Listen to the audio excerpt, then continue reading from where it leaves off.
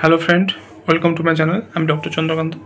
আজ আপনাদের থাইরয়েড অর্থাৎ থাইরয়েড কি ওজন বাড়ায় নাকি থাইরয়েড ওজন কমায়, তো আজকে সে বিষয়ে আলোচনা করব। থাইরয়েডের জন্য ওজন বাড়ে নাকি কমে, এছাড়াও কিছু কিছু লক্ষণ থাইরয়েডের, সেটা আলোচনা করব। চ্যানেল নতুন, চ্যানেল সাবস্ক্রাইব করবেন। চলুন শুরু করা যাক।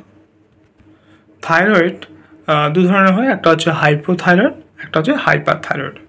তো এই দুটো ধরনের যে থাইরয়েড, তার ফলে ওজন বাড়ে নাকি কমে। তো হাইপোথাইরয়েডের ক্ষেত্রে, অর্থাৎ যাদের থাইরয়েডের হরমোন পরিমাণ কম, তাদের ক্ষেত্রে বিপাকের হার খুব ধীর গতিতে হয়।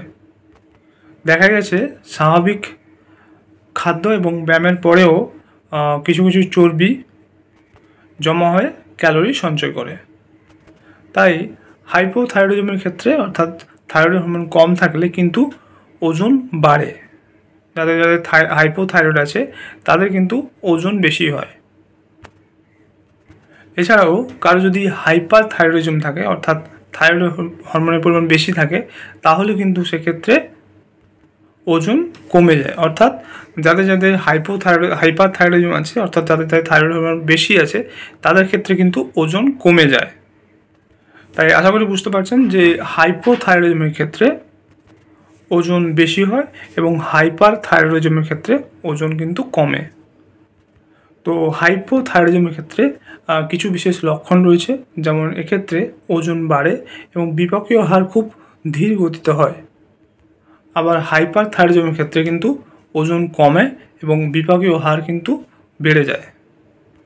এছাড়াও দেখা গেছে হাইপার থাইরয়েডিজমের ক্ষেত্রে কিন্তু হাত কাঁপতে পারে, এছাড়াও দ্রুত হার্টবিট হতে পারে।